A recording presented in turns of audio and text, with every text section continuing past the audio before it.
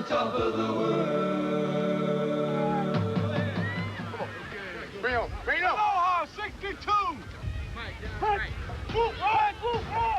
There you go. These are some of the best athletes in the National Football League. And this is what you're accustomed to seeing them do. But today on Sports World, it'll be a different competition as they gather in Hawaii to determine the champion of the Dodge Super Teams. You'll see them compete in a series of team events that test the strength and the agility of these athletes off the gridiron as they square off in the running relay, the bicycle race, the volleyball competition, the swimming relay, the war canoe race, the rigors of the dreaded obstacle course, and the tug of pride. It's the NFC versus the AFC, and the bragging rights of the NFL are on the line. Competing for the NFC today, Carson, the powerful inside linebacker of the Super Bowl Giants, who played in his 8th Pro Bowl this year. And anchor of the Giants' defensive line for the last 3 years, nose tackle Jim Burt, who was one of the team's spiritual leaders during their championship season. Plus Brad Benson, the veteran offensive lineman who gained notoriety by containing this man, Dexter Manley of the Washington Redskins, who led his club in sacks. His reckless style on the field is matched only by his colorful style off the field. And his teammate, quarterback Schroeder, the first Redskin to pass for over 4,000 yards in a season. He possesses one of the strongest and most accurate arms in the game today. Former Notre Dame star Dave Duerson of the Chicago Bears, one of the sturdiest players in the NFC, who along with Steve McMichael form one of the most imposing defenses in the league. And Mike Quick of the Philadelphia Eagles, who in the last 4 seasons has caught 263 passes and gone to 4 straight Pro Bowls. The Atlanta Falcons' Gerald finished his 3rd consecutive 1,000-yard rushing season and holds the team record with 45 touchdowns. Ask any receiver who he'd least like to come up against, the answer for many would be the NFL's fastest man, Darrell. Not only does he have blazing speed, but he's also one of the game's surest tacklers. They'll challenge the stars of the AFC. Broncos star defensive lineman Rulon Jones, one of the leaders of the Broncos' Orange Crush defense that took them to the Super Bowl. Along with teammate Karl Mecklenburg, they combined forces this year for most sacks by 2 players in Bronco history with 23. And Keith Bishop, the unsung lineman of the Broncos who protected John Elway this year. From the Cleveland Browns, veteran nose tackle Bob Golic, and leader of the Browns' famous Dogs defense, Hanford Dixon, one of the best pure covermen in the NFL. He led the team in interceptions with 5. Relentless on the field, Raiders cornerback Mike Haynes is one of only 4 players who have made 9 Pro Bowl appearances.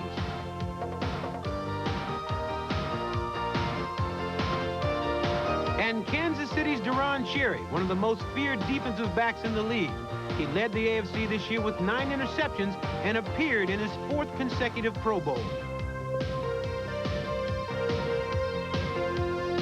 The graceful Gary Anderson of the San Diego Chargers. He led his team in rushing, receiving, as well as punt and kickoff returns.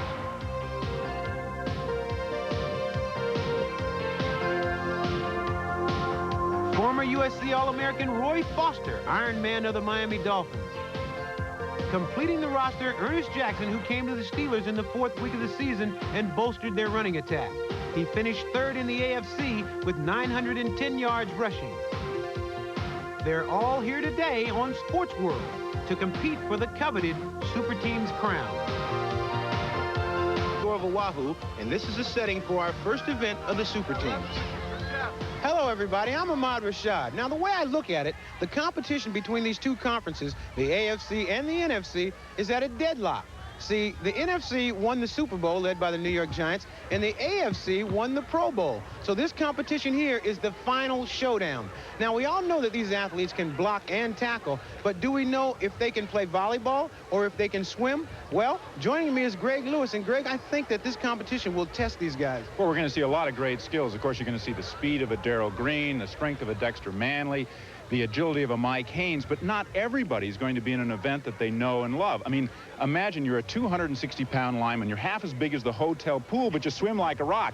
Now, if you put water wings on, you're going to be the laughing stock of the league. So we're going to see courage tested here as well.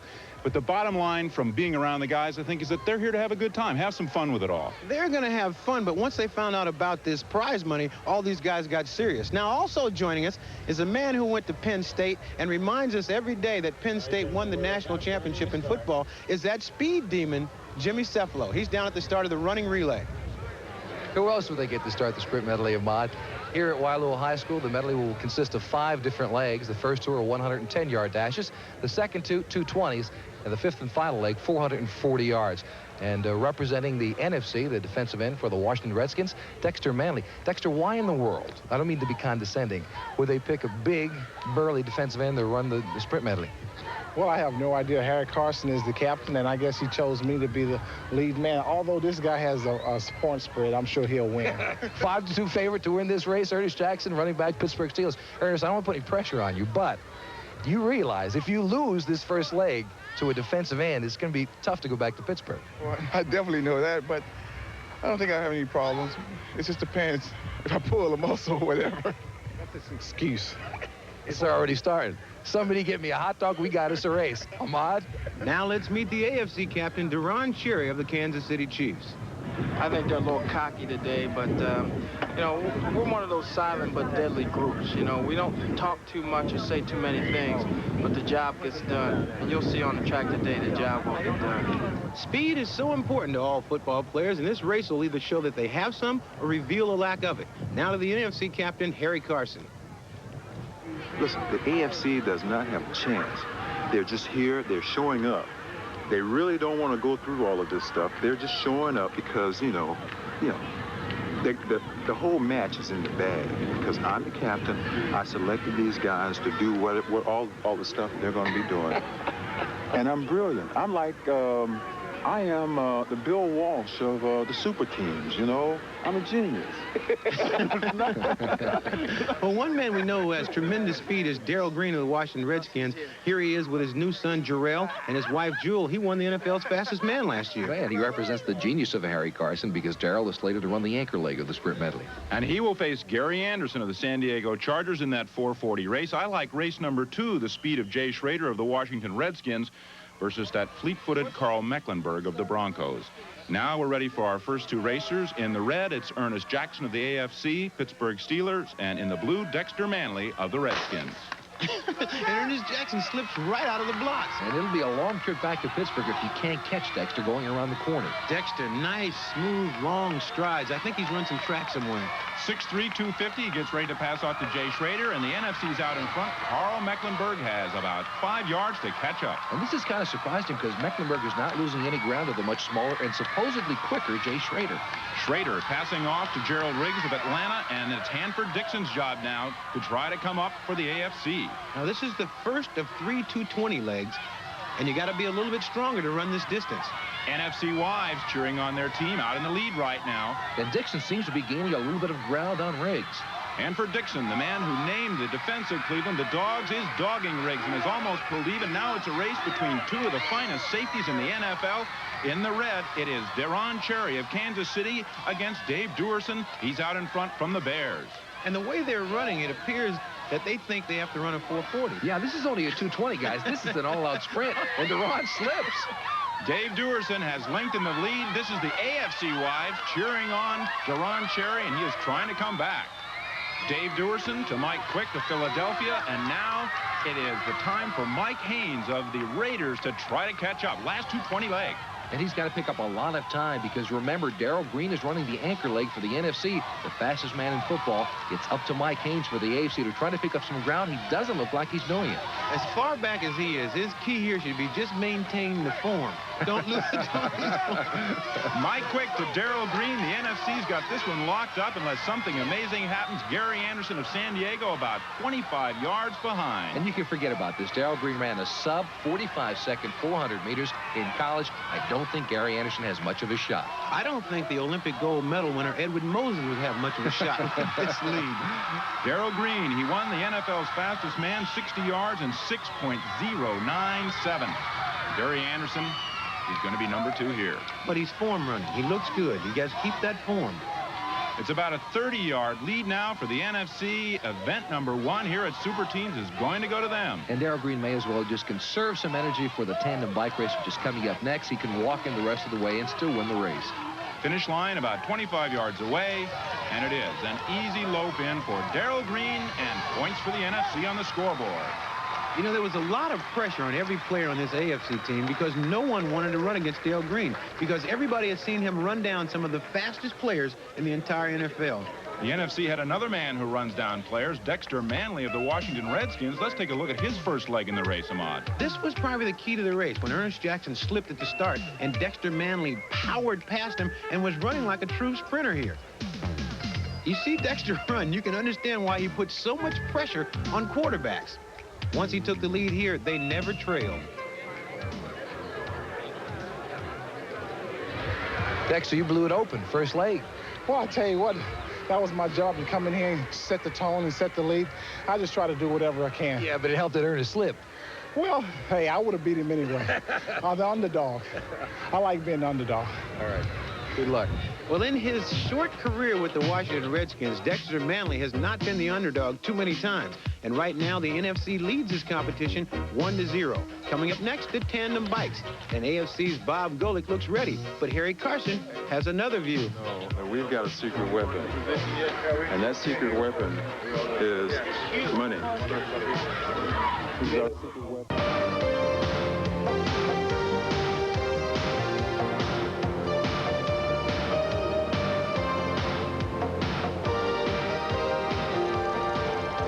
Coming up next is a tandem bicycle race. That's our second event. Now, the competition consists of the best of 7 events. The remaining are the tandem bikes, volleyball, swimming, war canoes, the obstacle course, and the tug of war. The prize money is each winning team earns $5,000 per event. The loser gets $2,000. The overall winning team receives a $40,000 bonus. The losers $20,000.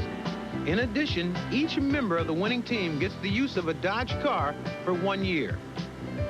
We're back here in beautiful exotic Hawaii for the Super Teams, and after the first event, the NFC has a 1-0 lead. I just came back from the AFC camp, and there's talk of rebellion over there. If they lose the tandem bike race, Deron Chery may be out as captain. They're not happy. They used the excuse that they slipped during the first event, but they lost by 112 yards. Well, see, had they not slipped, they would have lost by 110 yards, I guess. But now Greg Lewis has covered some of the greatest bicycle races in the world, and he's over at the starting line for our next event. You're right, Ahmad, but this is the first time I've covered some of the biggest bicycle racers in the world. You put 500 pounds of manpower on one of these flimsy tandem bikes. Those tires flatten out like this, and it becomes very tricky to steer. Nonetheless, everyone's here is very confident. Harry, Mike, can the NFC hold on? What's the word here, Chief? Of course we can hold on. No problem. The force is with us. The force is with us. I like that. What about that, huh? What do you think? Hanford, Bob, you gonna pull back here and take over? I'm your father, Harry. Once you were the master, and I was the student. Now I am the master. Bob, you failed me for the last time. Well, I don't know if it's Darth Vader racing here, or if it's Harry Carson and Bob Golic, but we're about ready to go. All right, the rest of the races for the NFC will be Dave Duerson. There he's receiving some instruction from Brad Benson of the Giants, and Gerald Riggs is in the back. And then the anchor leg will be done by Darrell Green in front and Steve McMichael on the back end of that bike. For the AFC, it'll be Rulon Jones and Ernest Jackson of the Pittsburgh Steelers. And there's Keith Bishop. He's ready to go. And he'll be joined by the captain of the AFC, Deron Chery. That anchor leg will be 2 laps around this track. The first 2 legs, 1 lap around the track, 440 yards. The team's ready at the start. Harry, Carson, Mike Quick for the NFC in the blue, Bob Golic, Hanford, Dixon for the AFC in the red, and they are off. You know, the strange thing is the gun goes off and then they take off like snails. But the most important part of this thing is you got to be able to steer that bike.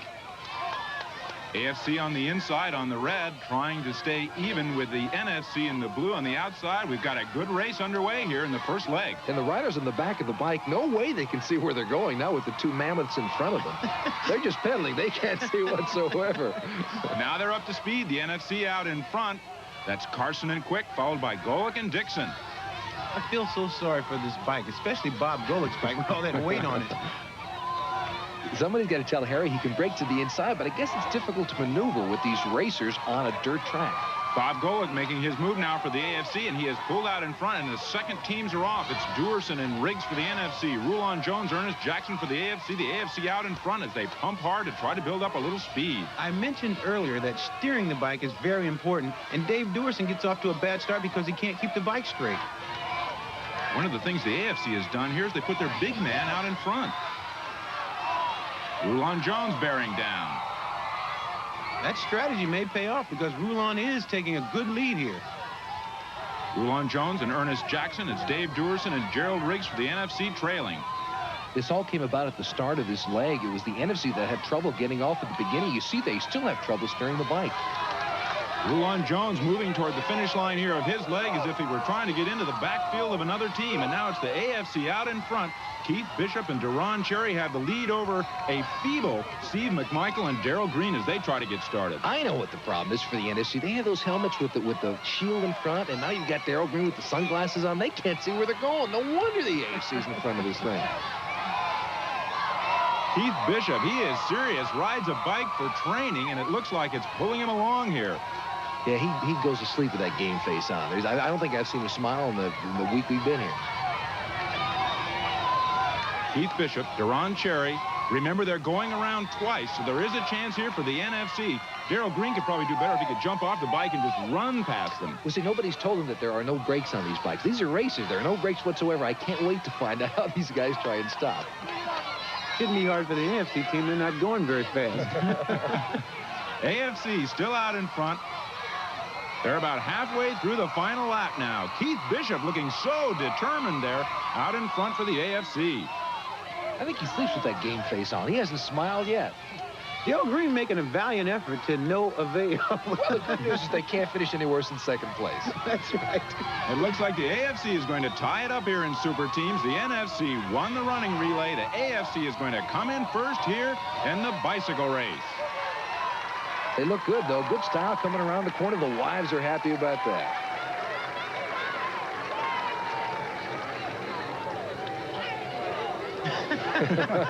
Now, for all you children watching, this is not the way to get off of a bicycle. The ground shakes under Keith Bishop. Let's go back to the second leg, though, Ahmad.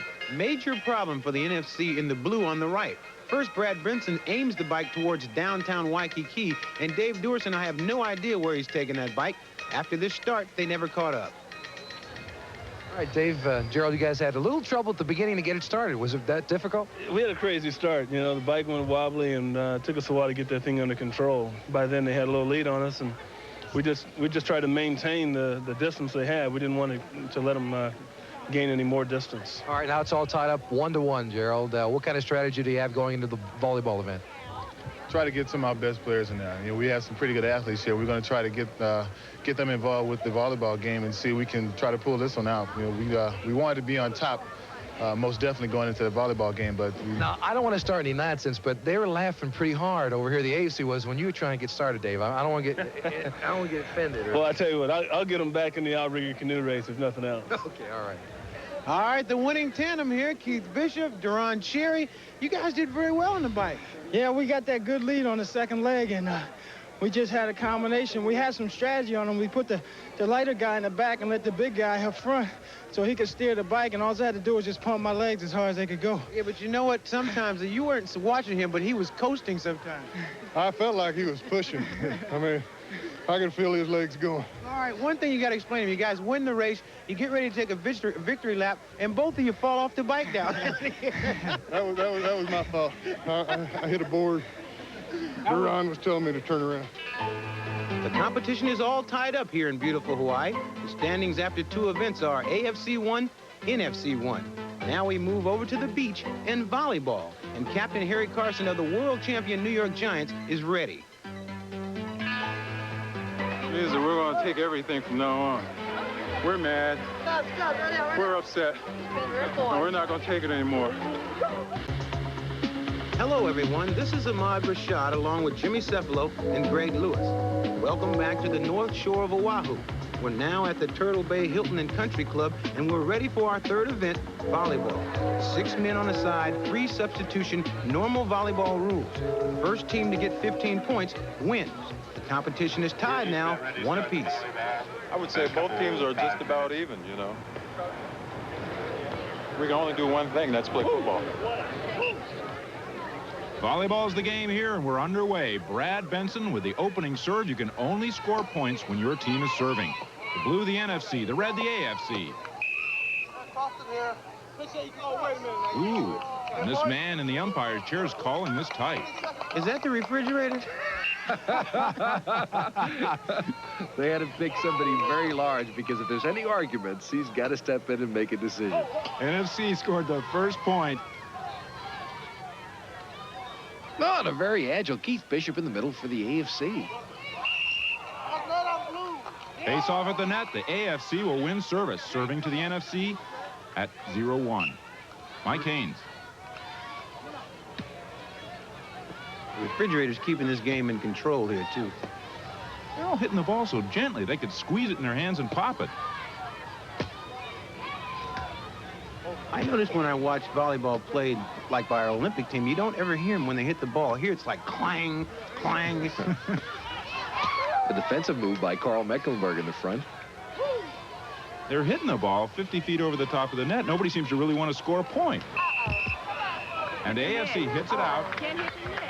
Disappointment by Faith Chery for the AFC team. Look at the NFC serving. This is Jay Schroeder. Not a bad serve on the part of Schroeder. But Gary Anderson not able to put on the brakes, and it's a point for the NFC. They now lead 2-0. You know, Jay Schroeder is a great all-around athlete. He played pro baseball, he plays pro football, and he doesn't play volleyball. No, with that kind of serve. 2-0 NFC. All right, Keith Bishop now gets a chance to touch the ball. Now, this is kind of a real big deal for him because he's played guard for so many years, he never gets to touch the ball. Here, he gets to serve. AFC 0, NFC 2.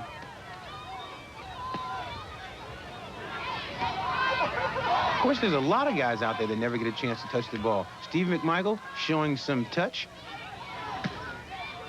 Brad Benson showing none at all.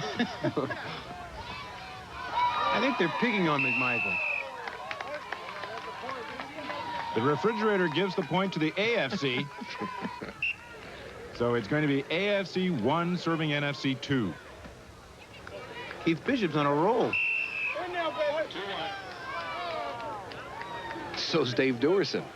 2-2, I'm sorry, 2-2. Bishop serving, 2-2. You know, it's amazing to watch these guys. When you watch them play football, they're so smooth and they know what they're doing.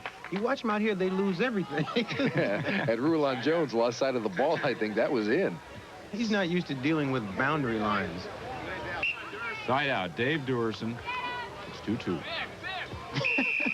Now, see, there's one of the negative side effects of lifting too many weights. Not only does it take your aim off, you can't see. Your touch is bad, too. Nice spike there. Jay Schroeder with a long one. It's out. And it's going to be AFC serving NFC at 3-2.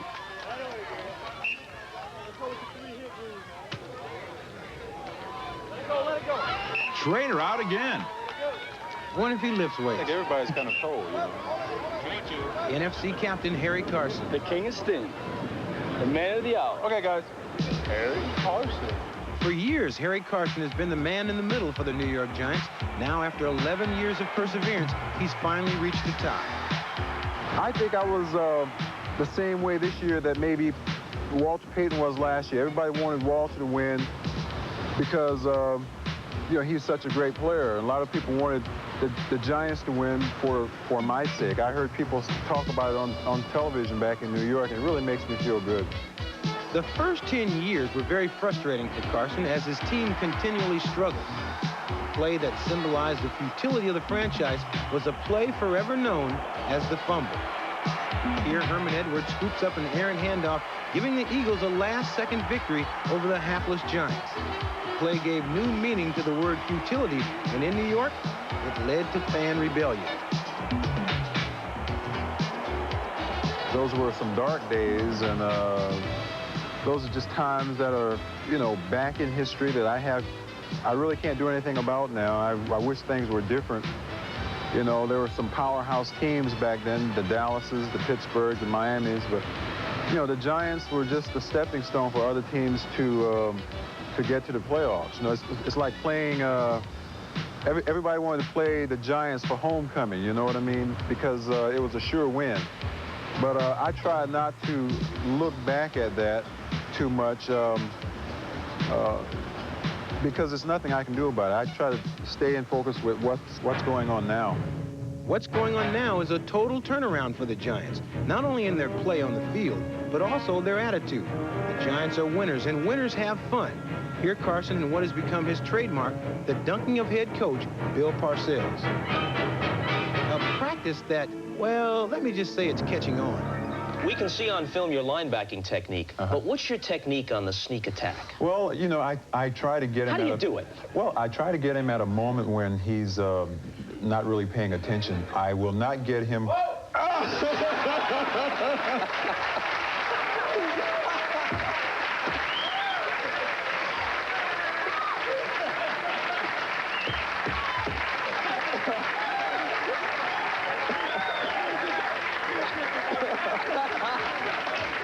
Undoubtedly, this is something that Bill Parcells was behind. With Bill Parcells being the head coach, and Bill is the kind of guy who will not let us get big heads. He's going to make us work. We'll probably work harder next year than we worked this past season. The NFC has to work hard now. Jay Schroeder serving the AFC at 4-12. And I see Roy Foster from the Miami Dolphins at the end of the game, and he looks pretty sharp out there in that beach wear. Yeah, those long pants. He's a pretty good athlete. Moves around real well. He used to play guard in the Dolphin off-season basketball program. Nice touch there by Foster. Dexter Manley picks himself up.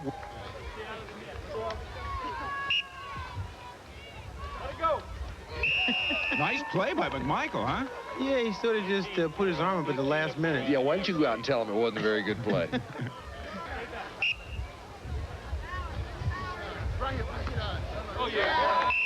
Schroeder up in the air to nowhere. Well, no, not nowhere. It went in the tree. That's that misdirection shot. That's okay. You know, quarterbacks do that. Misdirection, sweep, draw. Gary Anderson serving for the game. And it's out. The AFC wins event number 3. But I doubt the Soviet scout who's here will have much to report back to his Olympic team. Number 1, remember that. Okay, so you guys rose to the occasion, huh? We're 2-1. That's where we wanted to be after this event, and we're sitting pretty right now going into the next event. Wow, I was impressed. Boy, you're a heck of a volleyball player. Well, I'll tell you what, it was very big of him to allow me to get in the end of the game and to savor some of the victory. Though nobody hit the ball to me. But your moves. I mean, you were ready at all times. I like a cat. I do a lot of stretching in the morning when I get out of bed, and then I have breakfast and I go back to bed. But it's natural for me. He's our ringer in the pool anyway, so we had to save him. All right, congratulations. Ring around the pool? Yeah, that's right. You guys, 2-1. You're up. You're up. Congratulations. Thank you. Now let's take a look at our 10-minute ticker. The NFC has won the running relay. The AFC has won the tandem bikes. The AFC has also won volleyball. Well, Ahmad, as you and Jimmy get ready for event number 4, the swimming race, I think I'll go down to the beach and do a little checking around. Maybe find some seashells. Yeah, seashells.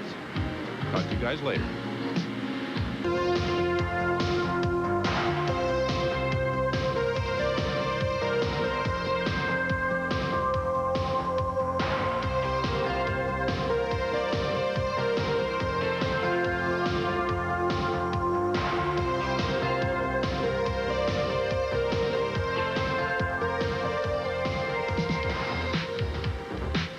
Everybody, This is Ahmad Rashad along with Jimmy Cefalo and Greg Lewis, and we're here at the Turtle Bay Hilton and Country Club for our 4th event, swimming. Let's go down to Jimmy Cefalo. All right, Jimmy, down 2-1. The NFC loses this. It's going to be difficult. Best out of 7 series. Doesn't look good, does it? You know what else doesn't look good? I don't understand how you're going to swim against Mike Haynes. I got to be honest with you. I'm going to try and stay afloat. You know, I don't swim too well, and I'm going to try to do the breaststroke and try to do the best I can against Mike. You know, he's such a great athlete, you know. Oh, it's starting already. Now, you told me before, though, that he has the advantage because? He's so buoyant. Look at that body. He's a streamliner, this guy. I'm too lean. I'm going to be working hard. This guy's going to be floating on top of the water, moving those arms, using that power. I think you're both lucky it's only about 20 yards is what I think. Good luck. Okay. Haynes and Burt will start it off for their teams. Let's meet their teammates. Steve McMichael of the Chicago Bears for the NFC. Brad Benson. A little nervous about this one from the Giants. It's Jay Schroeder here of the Washington Redskins, and the last man for the NFC will be Dave Duerson of the Bears. Strangest looking swim team that I've ever seen. From the AFC, well, they've got the goggles. They wear those well, at least. It's Rulon Jones on the left, Karl Mecklenburg on the right. Couple of ringers. Mecklenburg from Minnesota, the land of 10,000 lakes, but he says he's never swum 2 laps in his life. Bob Golic of the Cleveland Browns, and the last man for the AFC is Deron Chery of Kansas City. Ready at the start now. Burt on the right, Haynes on the left. First and last men on each team will do 25 yards. The middle 3 swim 50. Mike Haynes was the first one off the block, but it looks like they've evened it out already halfway down the lane. Yeah, Jim Burt is the first one into the ropes. Burt's using the ropes to pull himself along, I think. Our next 2 swimmers, it's Rulon Jones from the AFC, Steve McMichael from the NFC, and they will swim 50 yards. Jones on the right. Nice stroke for McMichael there on the left. And there's a little bit less water in the pool than there was when this race began, I think. McMichael looking up for the end there. Rulon Jones apparently swims for training, but he is not beating Steve. Oh, McMichael now dropping behind. See, there's a major difference when you have to go 2 laps. Halfway through this baby, cement starts to take over the muscle in your shoulders. Nearing the end of the second lap. And it's Karl Mecklenburg and Brad Benson. Oh, Benson. There is no Greg Louganis form there. Somebody get the net for Benson. I think you need a crane for Benson. Karl Mecklenburg hits the wall, tries a flip turn, and even manages to do it. And Brad Benson, they put him on the team apparently because he's taking scuba diving lessons. The reason he's taking scuba diving lessons is because every time he hits the water, he goes right to the bottom. Was that a little dog pedal action I saw in that turn? Bob Golic is stretching it out now for the AFC. And here's Brad Benson. I think he'd like to walk along the rest of the way. Putting a lot of pressure on the next man in line, isn't he? Brad Benson. They couldn't wait for him to touch the wall any longer. Jay Schroeder will cross paths here, going the wrong way. He is a full lap behind. It is the AFC on the top of the screen. Bob Golic coming in. He will go to his last man now. It's going to be Deron Chery hitting the water, and the AFC is in front by almost a lap. I think Deron could backstroke here and still win this competition. I think so. Brad Benson is still somewhere in this swimming pool. They haven't fixed him out yet. Deron Chery reaches the finish line. They are 1 lap ahead, and the AFC wins this one. Those wives are celebrating because they're thinking about that car. And now it is all up to Dave Duerson, safety of the Chicago Bears, to pull the humbled NFC in.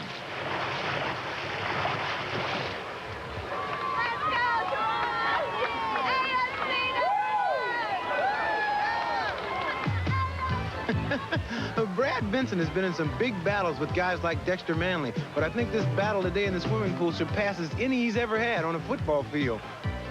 I gotta tell you, it was not the greatest day for Brad Benson today.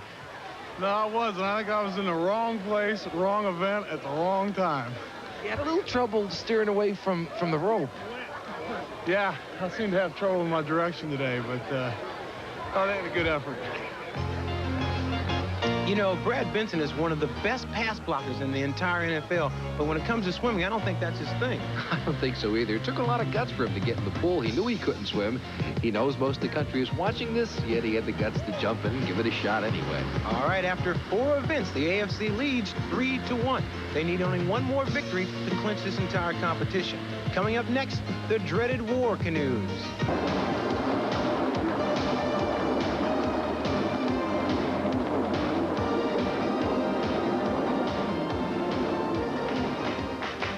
Welcome back to the beautiful North Shore of Oahu. Greg Lewis, along with Ahmad Rashad and Jimmy Cephalo, we're getting ready for our 5th event in Super Teams, the War Canoe Race in Cavella Bay. And this is the 7-man AFC team discussing strategy. And one more 15, and then you go over. Right. They've decided to switch paddling sides after 15 strokes. The NFC, well, Harry Carson's motivating his team a different way. Switch, how you switch? Okay, when you switch, you come over, you come. Well, Harry just ain't getting the job done, you know. It's like a coach, you know, halfway through the season, you know, they fire him, so we're firing Harry. We're electing Dave Duerson. If he does a good job, we're gonna keep him out. You know? Hardest thing about this boat race is taking instruction from our captain. Everybody's blaming me. We're firing this guy. But hey, I can't do it all by myself. You know, what can I say? Harry Carson taking pressure. The dissension has even spread from the AFC team to the kids on the beach. All right, Captain Chery, steering the back of the boat. What do you got to do? Got to keep the boat wide and execute the turns as smoothly as we can. That's the only way we can do it. Execute as you go. Roy Foster down here to power man in the back of the boat. What's the strategy? Must dig deep, big long strokes, and get the ball rolling and just get a lot of momentum. All right, a lot of football terms. Keith Bishop in the middle. What are you going to do? Avoid hitting my teammates with the oar. And you're the one in front. Got to worry about getting cracked with the oar. That's right, but you know, we've got those guys you saw them trying to tip the whole boat over to get the water out. That's the way they are. I think they're the big power guys, and we're just going to have the endurance and the brains and win this thing. The finesse, Ernest Jackson. What do you got to do down here? Right, get out in front and just stay ahead. That's it. I like the strategy. Karl Mecklenburg, what are you going to do? You're up front right next to the big guy. Yeah, I'm second in command here behind Bob. I'm just going to follow his lead. Okay, here we got Dennis Conner up front. Bob, the caller from the front. What are you going to do up here? We're going to put up a spinnaker. We got to. No, we're going to be calling the strokes. Everybody's going to dig deep, paddle hard, and hopefully execute the turns clean. And, you know, if we do all that, we'll be a contender. All right, good luck. You know, the guy who steers the boat is the most important guy, but you've done this before. Yeah, well, it may be important on the turns, but we're going to have to be real synchronized in getting from flag to flag if we expect to win it. Well, that's going to be a strong point, because when you talk about synchronization, Jim Burt. Well, you know, we have a extra incentive here. Can you swim, Ahmad? No. Well, we're going to dunk you when we get there, so that's what... Fred, you guys seem to have a little problem here. You got a lot of water in your boat. Yeah, we did. I don't know who was at fault. I think the guy behind me is pulling it in intentionally. These defensive players are not used to working with direction. Yeah, but you know there's a car on the line, Dexter. Car's on the line. Well, we believe if Oral Robertson get $8 million, we believe we can win this one. Gerald, wait a minute now. Hold, you guys are behind by 2. How you gonna get it back together? Well, we'll get something together. I feel pretty good. I got a new coach. I feel good. I'm ready to get to it. He got a new coach. Did you hear that one? He got a new coach. Fired, you know. I was demoted. That's right. But hey, what can I say? You know, everybody's gonna moan it. Okay, Atlanta, right? But you know, it's always darkest before the dawn, and it's pretty dark right now. But we're not gonna give up. But emotionally, even though you've been demoted, you still feel all right. Hey, I'm a team player. You know, I'm all for going out there and making this valiant comeback. Right. It's not over until it's over. All right, Steve, here.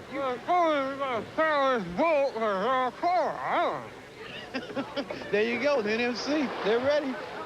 Steve McMichael, with that 20-inch neck, he could probably paddle the boat that way. The team's getting ready to go out to the start now. This is the AFC. 7 men in each boat. A big, tough event coming up. But this week here in Hawaii has been more than work. It's been a lot of fun. Jimmy Cephalo caught up with our players earlier. For each of these athletes, time away from the competition was spent in different ways. Karl Mecklenburg and his wife, Kathy, found some time to play tag on the beach with their 2-year-old son, Luke. Meanwhile, Keith Bishop struggled for survival on a paddleboard. Jim Burt got a playful dunking from his young son. Let's hope he comes up for air.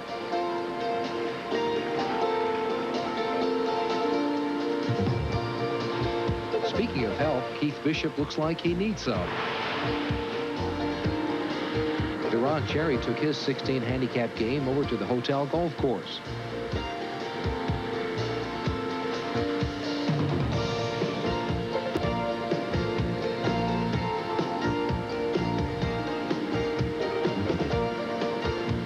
Steve and Debbie McMichael enjoyed the scenic surroundings of Oahu on horseback.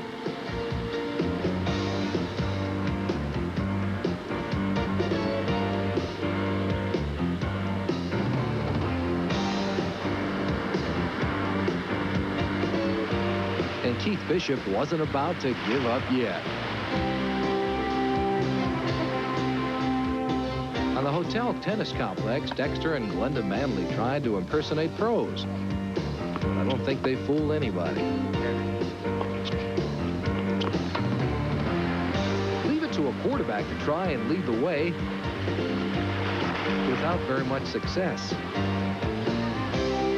Mike and Julie Haynes loved every minute. Well, at least they tried. The struggles of a vacation in Hawaii. Wind chill factor here today, plus 85 degrees Fahrenheit. Coming up, event number 5 in Super Teams, the War Canoe Race. The AFC leads the NFC right now, 3 events to 1. It's a must-win situation for the men in blue. We'll be back.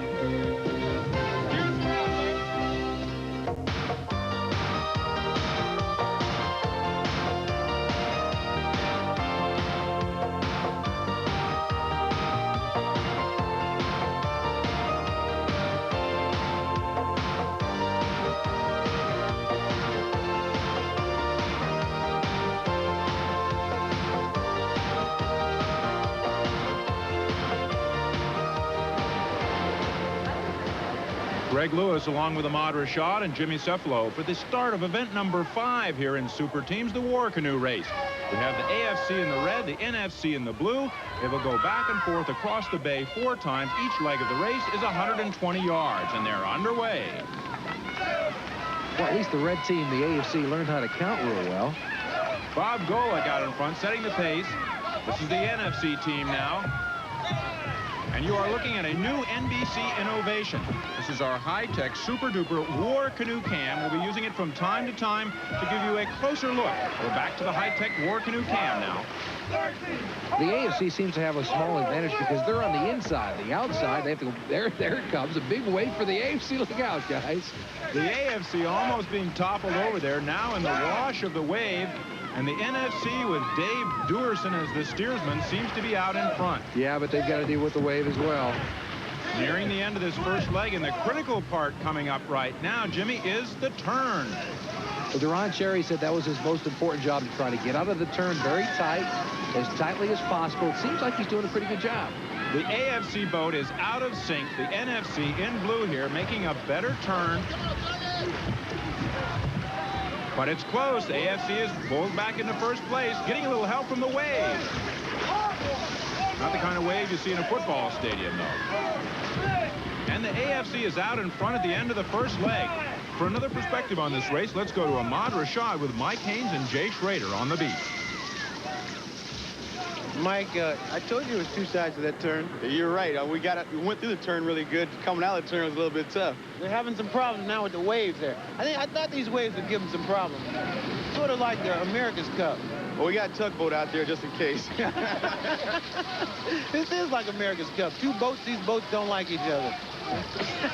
That's for sure. Neither one of these guys want to lose the other guys. Yeah, above anything, it's a pride factor out there, so we'll have to wait and see what happens. Look at Steve McMichael. Looks like a little bit of rigor mortis setting in on his shoulders. I imagine these guys aren't used to this workout, especially after the season. So we'll see what happens. You can always tell when guys get tired, they start looking around between strokes. Make sure they're not the only one tired. That's right. Well, I think this is where the race really starts with this last turn, down and back. These guys, they look a little bit tired. Look at the NFC. Strong. Strong. Good turn. I don't think Deron Chery knows what he's doing. He's got his arm in the water. Well, his coach told him to hold that thing deep down in the water. You make things easier. I think he's got a little bit too deep. Oh, that's style time now. Look at the NFC. Them guys are styling now. That's right. We got Dave back there. He looks like he knows what he's doing. He's leaning back. He's getting with it. So he's not even steering anyone. Now he's paddling. No, he's looking at his watch. Yeah, he's taking it at the time. He's got a flight to make. We're seeing the time he's got to go. So he knows when to win the race. See how I'm telling you, it's two halves of this competition. These guys know when to come on strong over in the NFC. Well, it does look tough right now. It doesn't look good for the AFC, but we're going to come back. It looks like we're starting a wide turn here, but we'll come through it okay. I told you Deron don't know what he's doing. He's got half his body in the water now. The NFC getting set to turn around the buoy again for that fourth leg home.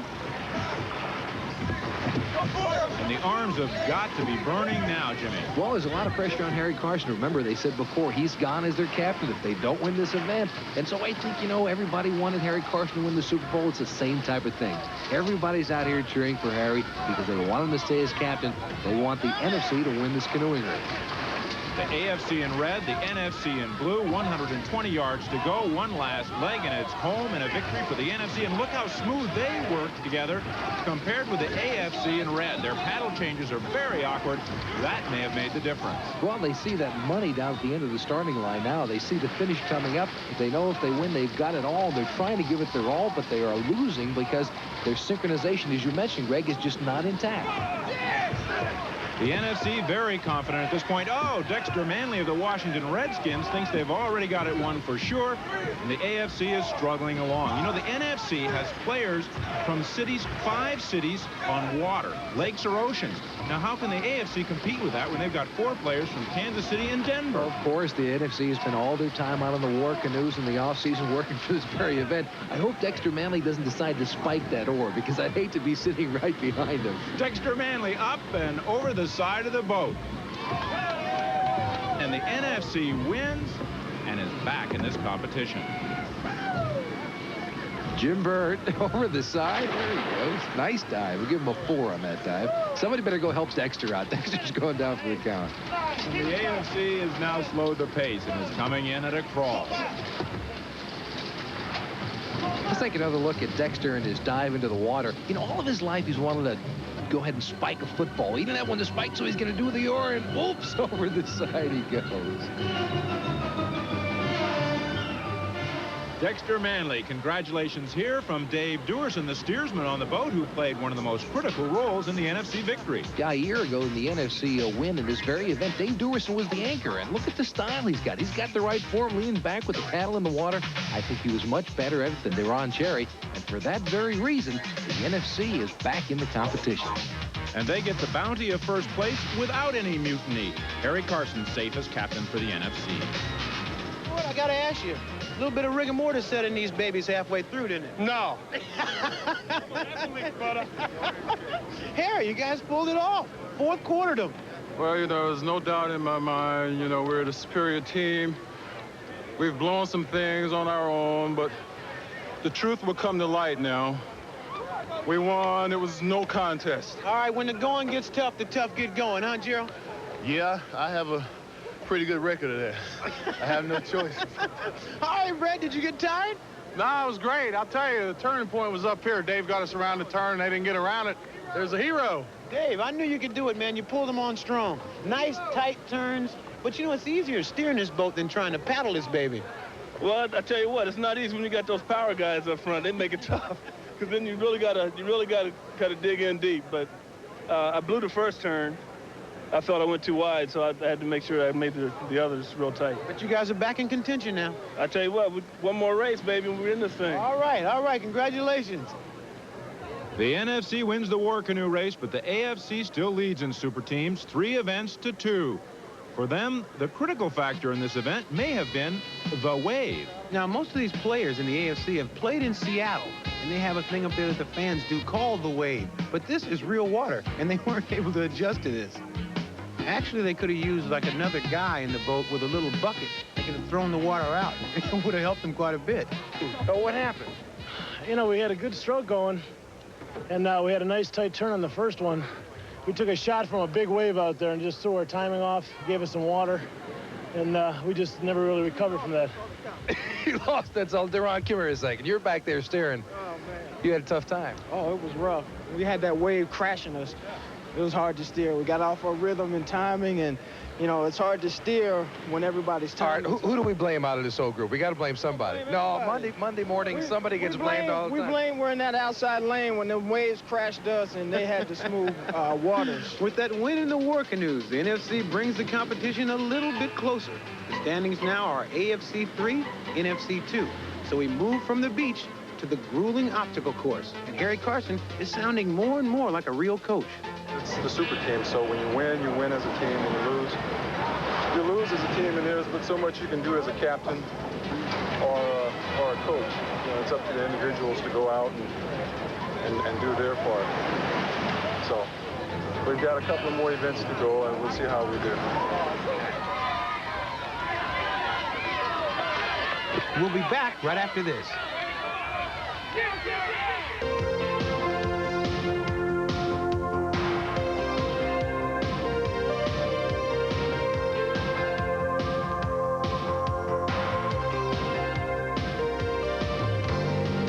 The battle of the super teams continues, the AFC versus the NFC. In event number 6, it's the obstacle course here along the shoreline. A test of agility, speed, strength, jumping ability as well.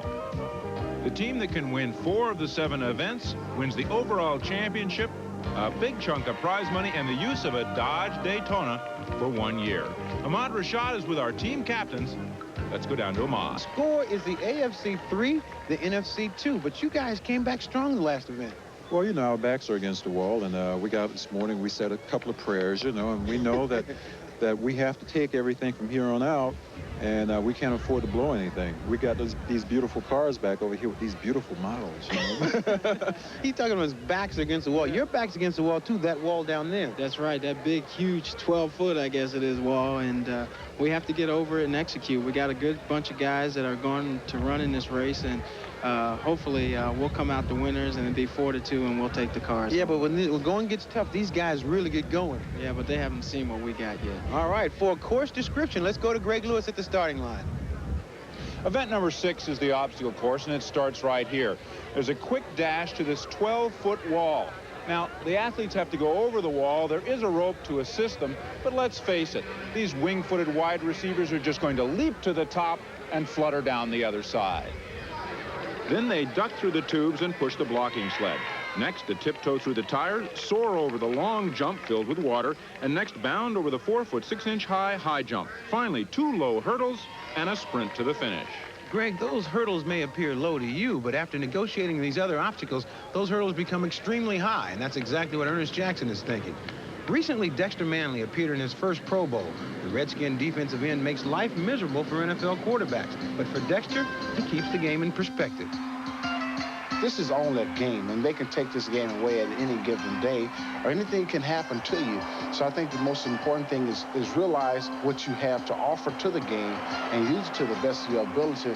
I'm no better than the guy that's less fortunate, and I really mean that very sincerely. I think that the thing about it, as long as I recognize that and be able to help the less fortunate, I think that that's what it's about, giving back to the community.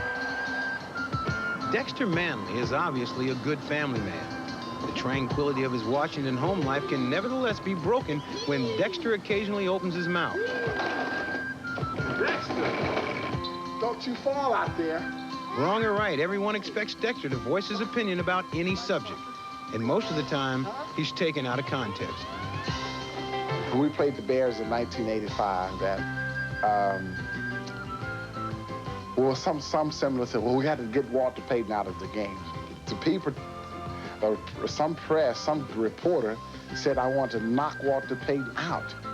I mean, how can you ever knock a guy like that out? I never really want to, you know, I never meant it that way. I mean to take him out of the game plan, knock him out of the game plan, not physically knock him out. So I think that kind of statement there, I think that put a damper on me. People say Manley likes to talk or this, that. Not necessarily true. I really don't like to talk. I talk when necessary. I'm going to talk just like anyone else talk, but I think people take things that I say out of sensationalism and blow it up and then make it look like that I have a big mouth. But everybody's mouth is big when you open it. Did I go out and give it 110% every down in every game? The enjoyment that I gave to the people. I think that's the most important thing, is that I truly love to play the game because it's a kid game, and I'm still a kid. But when it comes to sacking quarterbacks, Dexter doesn't kid around. Now Dexter Manley will face Earnest Jackson here in the obstacle course. Remember, for violations at the blocking sled, tires, long jump, or high jump, there's a 2-second penalty added to their overall time. Dexter showing a great deal of dexterity in getting over the wall despite being the much larger man.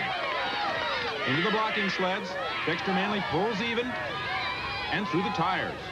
Oh, it looks like he missed one of the tires. A red flag goes up, a violation for Manley. Dexter Manley goes over. And Earnest goes under the high jump. A little bit of cheating by Ernest Jackson. Now the hurdle. And there will be some penalty points assessed here. Dexter Manley. Oh, he was dazzling at the tires. Let's go back and take a look.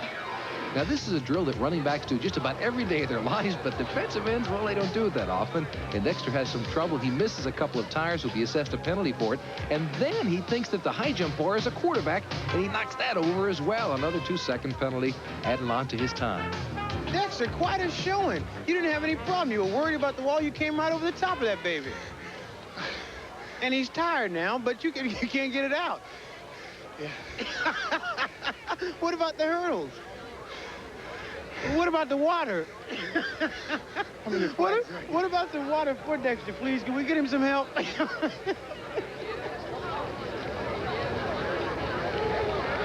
Dexter Manley has to catch his breath. The NFC has to catch up. Manley's time, including penalties, 32.4. For the AFC's Ernest Jackson, it was 30.7. The AFC leads by 1.7 seconds right now. All right, this is an event of skill, and as you just said a minute ago, Karl, this is a skill position you're going against. Yeah, I'm an old lineman. You know, he should be able to just whip me in this. Psych job's already starting, isn't it? Yeah, that's a big-time psych job. All my skills in my right arm, so we'll have to see what the rest of the body can do. All right, good luck. These guys, they're taking it lightly right now, but I guarantee you that when they look at that wall, they have a lot of concern. Yeah, that could put a little fear in you. Here's Schroeder, I think. He's got something to prove. Remember back to the sprint medley? It was Mecklenburg who kept the same distance in the sprint. That's embarrassing to a quarterback. And I bet you he's saying inside, nah, I'm going to get over this wall before he is. On the road, Schroeder to the top first. Mecklenburg struggles. You notice Schroeder look over at Mecklenburg just as he came off the wall? He was shocked he was in front. That's what it was. Schroeder hits the blocking sled better than the linebacker Mecklenburg. Now the jump. Oh, the jump. That wasn't a jump. That was a crawl. Jay Schroeder. Oh, he sneaks over the side and crawls across the finish line.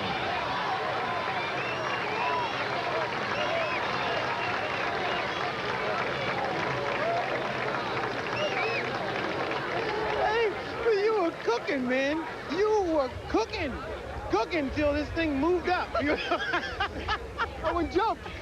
Just when you got ready to step up, that thing went up on you. Yeah, did you do that? Now, you got a flag, though. It was a pretty good run. But we got some penalties down here. Oh, wait a minute now. I think I got every tire now. Plus, you did a nice job. A quarterback hitting that blocking sled, you hit it pretty strong. Well, it's old days, but I don't have to do that too often, so I can go out once in a while. That's that Joe Gibbsy that'll have you leading some sweeps. Ain't no way. Ain't no way. All right, you guys are coming on strong. Oh, we ought to do this like football, you know, have an instant replay, you know. The guy got all of his feet in, all through the... The debate is about Jay Schroeder's negotiation of the tires, but watch here, the third tire, left foot, here it comes, and it doesn't go in. The instant replay reveals the truth. How about an instant replay? You need some truck tires out here. Really, this would be like pro football. We need the instant replay out here because, personally, I believe this guy can't see over here. You know, he's too far away from the tires. We want an instant replay. I talked to the video replay guy up in the booth. He said his foot didn't touch the ground. He did touch the tire, but the rule is touching the tire is not enough. The foot has to touch the ground. Isn't that what you said, sir? That guy over there. Isn't that what you said? He's senile. This could be He's senile. I guarantee you. Different. We need to use the instant replay. He hit every time. I just talked to the guy up in the booth. Really. He said his foot did touch the tire, but didn't. Sounds just like the NFL replay is right.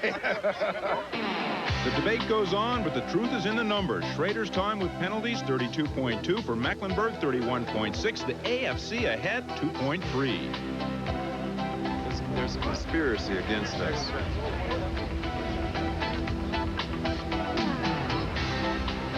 It's not over.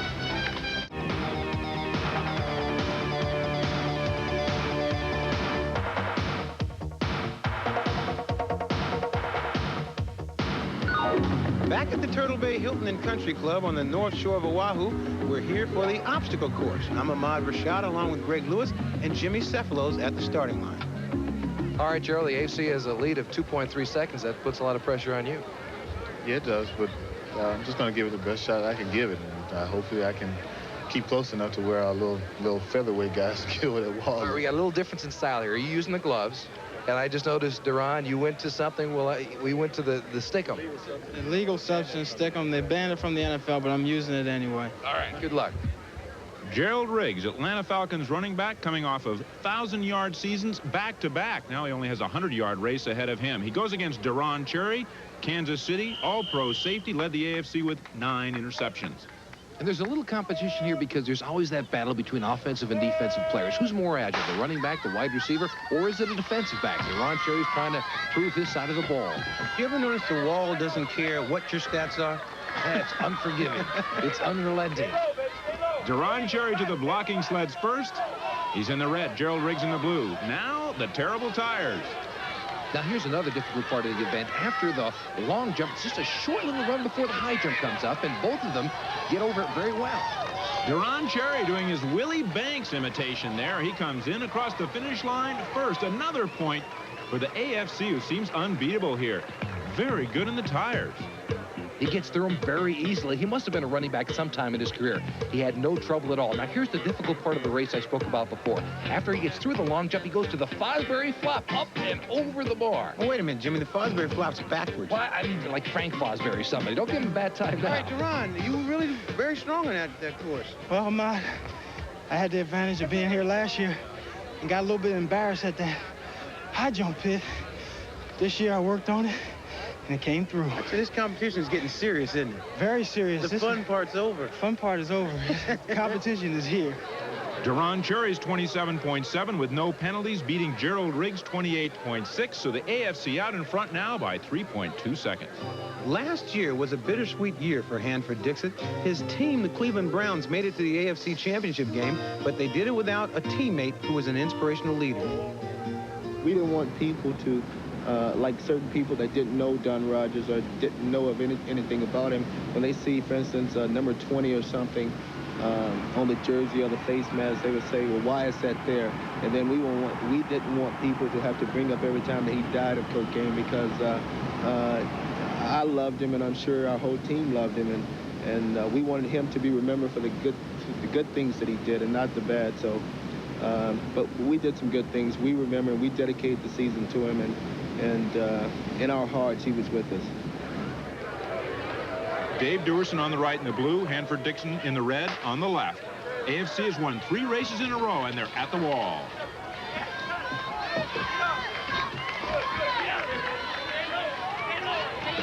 It's a dead heat here, Duerson and Dixon. Whoa, and Hanford had a little bit of trouble at the beginning of the tires. Put the skids on. Over the bar, a tight one all the way. Hanford Dixon, though, loses control, and Dave Duerson. Oh, Dixon. And Dixon made the biggest mistake a defensive back can make. He got turned around at the high jump. We need some CPR for Hanford. Get a doctor over here.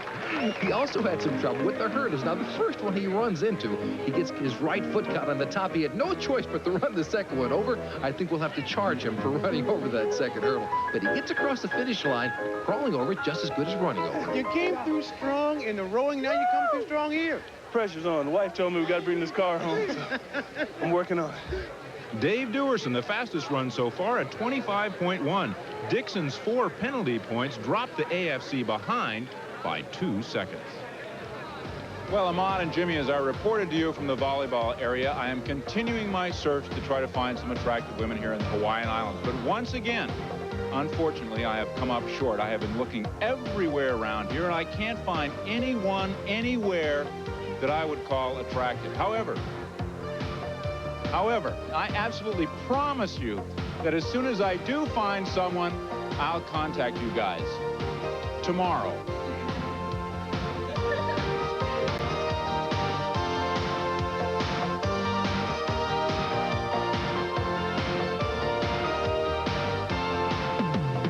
We're back in beautiful exotic Hawaii, ready for the next heat of the obstacle course. Our competitors are Mike Quick from the Eagles and Mike Haynes from the LA Raiders. Now, for many years, Mike Haynes has been known as the best defensive back in the business.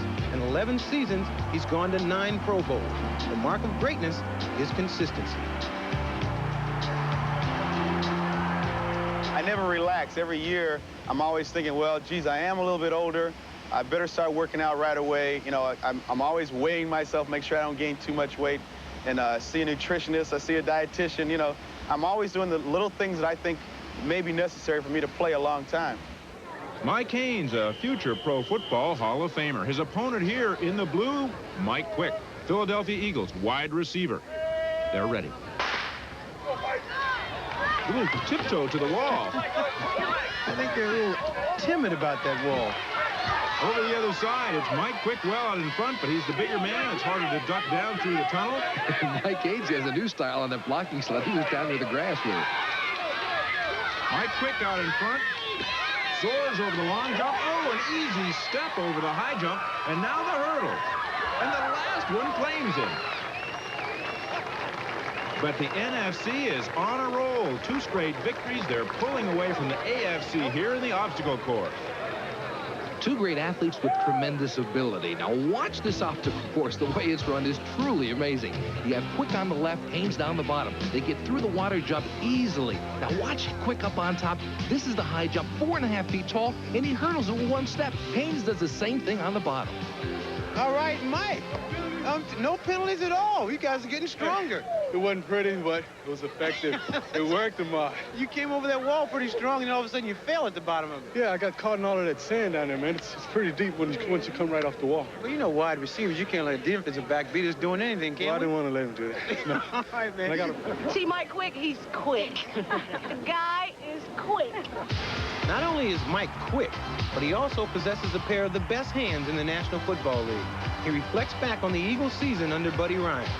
Buddy likes to talk. He likes to, tell you how great he's going to be, how he'll predict how well he's going to do. He does all of this stuff, and it gets people excited. The people around Philadelphia really, they really like Buddy Ryan because of just his outgoing personality, and he seems to speak with genuine concern about everything that he has to say, and he seems to be real honest and just outspoken about everything. Everything that they ask him, seems like he has an answer immediately. And, he seems to be a genuine person, and the people like that. But I don't know how much longer they're going to like him if we don't bring a winning ball club to Philadelphia. Well, with players like Mike Quick, it won't be long before they have a winning ball club in Philadelphia. And here in Super Teams, the NFC is already out in front. Darrell Green will run the last leg for them in the obstacle course. He is the fastest man in the NFL. His opponent from the San Diego Chargers, Gary Anderson. We'll be back.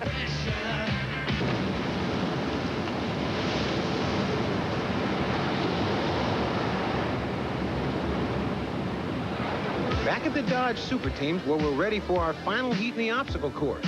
Everything's on the line, and Jimmy Cephalo's at the start. 2.4 seconds separates the 2 teams and maybe the entire competition. You're fairly nervous, aren't you? Pretty much, man. These guys beat us pretty good throughout most of the events. And we got fortunate enough to win the canoe today, and the pressure's been on us. It's been on you right now. And now, if you come in by more than 2.4 seconds, Gary, the cars go to all of your teammates. It's kind of hard, playing against a man that Darrell's caliber, I just hope I can go and do my best and hope we come out ahead. All right, good luck. Just a few seasons ago, Darrell Green, to the public, was a little-known defensive back. But last year, Darrell leaped into prominence as he won the NFL's fastest man competition. Green, here in the headband, beat Willie Gault in the final. He's a small man, but he runs with powerful strides. At the conclusion of the race, we called it an upset. His reply, if I'd lost, it would have been an upset. There's no man that can beat me in 60 yards. Well, I guess if you can back it up, it's not bragging. Now Darrell Green will face Gary Anderson in the final heat of the obstacle course race, and the pressure is on. Unless the NFC wins this race, the AFC wins the overall competition and the pride of being the champions of Super Teams. The only way the NFC can lose realistically is if Darrell Green falls down or picks up some key penalty points.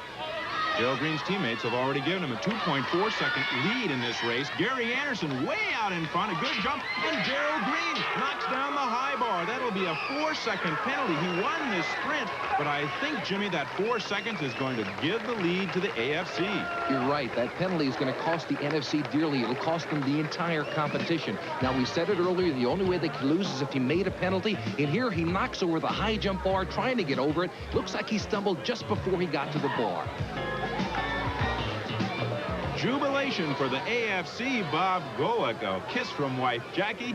They are the winners here. They have taken 4 events. They're the champions of super teams. And you notice, Greg, the wives are jumping up and down. That's because they get to drive those cars next year. You don't think they're going to allow the husbands to get behind the wheel. All right, Gary, when the pressure was on, man, you pulled it off. Pulled it off, came right down to you. The guys said I can't come home unless I do a good job, so I just went in on my best. You know, we came out ahead on it. Plus, your wife was putting a lot of pressure on you because she wants this car. Do or die, you know. Do your job, don't come home. So I came through with it. Woo! AFC is #1. Remember that. AFC. Yeah! Yeah, it's nice. We worked hard and we came out on top. That's the best part of it. Gary? Oh, my God.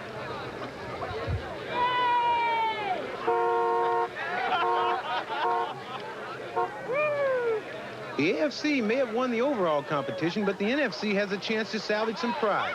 Coming up next, the tug of war.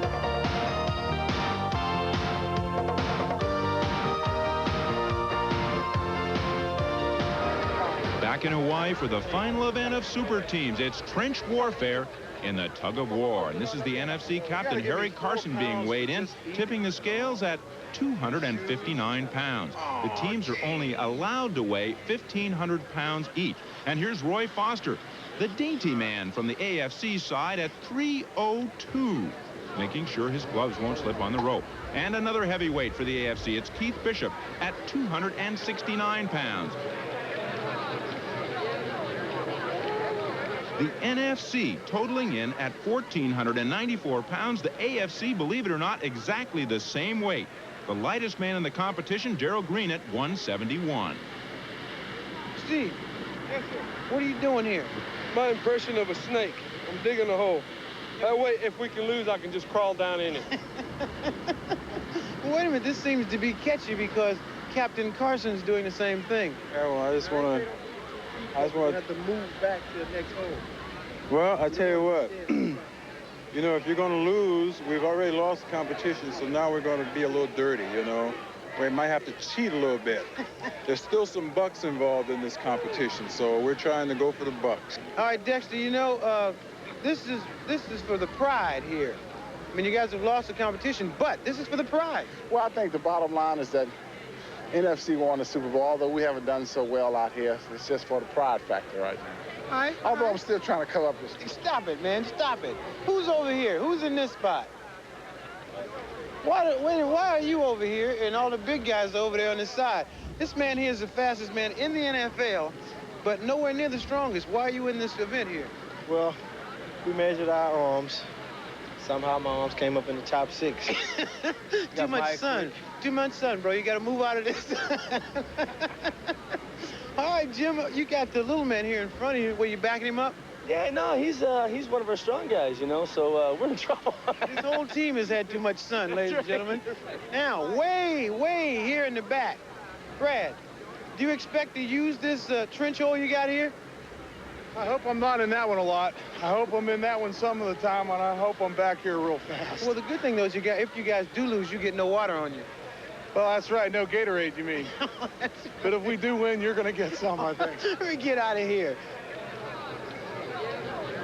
Bob, you're the first one in the pool, so you guys look.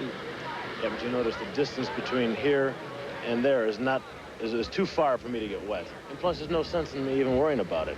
Because you're not going to get wet. Excuse me. I almost had to leave very quickly. Okay, back at about Keith. You dig any more, you're going to wind up with water down there. Yeah, I got Bob in front of me so I can ride his back.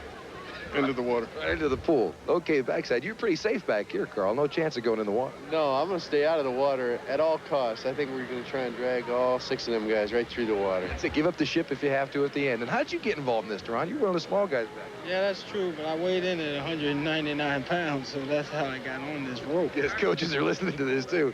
All right, back here, another small guy. How'd you get involved in this? I don't know. I think something was wrong with the scale. Plus, I ate about 4 hamburgers before I weighed in, so... Wait, I got to talk to this man back here, because here, anchoring in the backside of the line, I want to see some honesty. What'd you weigh in at, Mark? I'm 27 pounds over my plane weight at 302. I'm pretty depressed right now. That's pretty good anchor. All right, good luck. This is Bob McElwee, professional football referee, and he's the commissioner of this competition. But did Roy Foster say he weighed 302 pounds? Yeah, and Chula fines players $25 for every pound they're overweight. That's a lot of money. I think we should do him a favor and don't tell Shula. We'll keep it quiet. All right, the competition started. You know, it's very slow, but it has a way of taking a toll on the guys the longer they pull. Yeah, well, if it does, what is Dexter Manley doing smiling about this whole thing? We'll watch Dexter closely. I think that smile will change shortly. That's that son you talked about earlier on. Karl Mecklenburg trying to look as if he's really pulling. Jim Burt didn't look like he's exerting anything at all. Well, these guys really don't know the strategy here. You don't think that all those holes dug. I mean, if they get pulled, they're going to get pulled right down next to China. They're not going to go into the water. I guess the neat thing about this event is it's very uncomplicated. All you have to do is pull the string past the... What do you do here, huh? Well, you see the red thing in the middle? You pull it past the 2 red things down the end. That's why they're all linemen in there. They're no wide receivers like Brad Benson. You know, you don't find a Ahmad Rashad in this group. But you do find a 302-pound Roy Foster. Oh, did I say that? I said I wasn't going to tell Coach Schroeder. There's a very vocal Gerald Riggs cheering the NFC on. Of course, he's not pulling a rope. And there's Glenda Manley. She's telling her husband, Dexter, to stop smiling and start pulling. Whoa, and they got him going. The NFC is thinking pride here. They need this win just for the pride in this competition. What is Dexter Manley doing? He's floundering around in the sand, and there's Jay Schroeder yelling and say, come on, Dexter, pull that rope. They've got all the cheerleaders on the NFC side. And that's not enough because the rope is going towards the AFC side. Hanford Dixon. Dexter Manley, the smile's gone. That's Jim Burt Jr. He's a star of his own right on the sidelines of the Super Bowl and on the sidelines of the tug of war. It looks like his father's going to lose this one.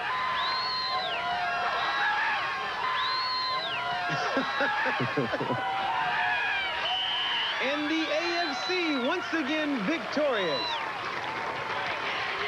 Golic looks a little spent. So does Darrell Green. Well, better to be spent and win than to lose and have sand in your face. You didn't get wet. Well, that was our one objective. We dug a big hole here. We're going to play in the sand for a little bit. Halfway to China. Halfway to China. I think Dexter Manley stood up on the other side, and that's when you got the other side and get you in. Well, they were trying. You know, I'd seen this before where the guys will try and get up and then fall back, use their weight along with their legs to get a little bit of leverage.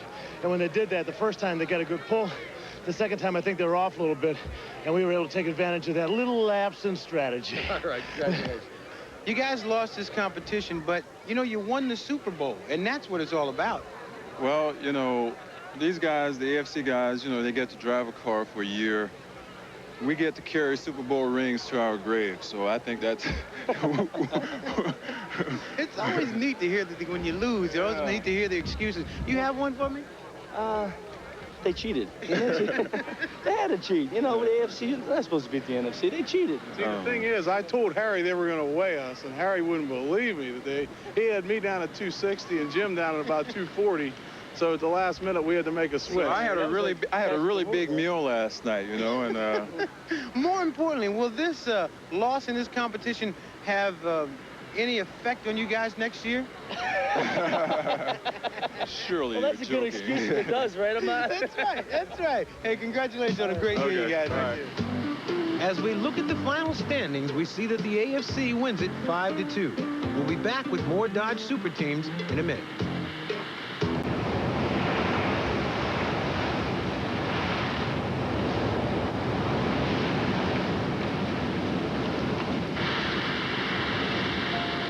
At the conclusion of a long National Football League season, 20 men gathered on the North Shore of Hawaii for competition and fun. For these men, it became more. It brought them together not only as athletes, but as friends and families.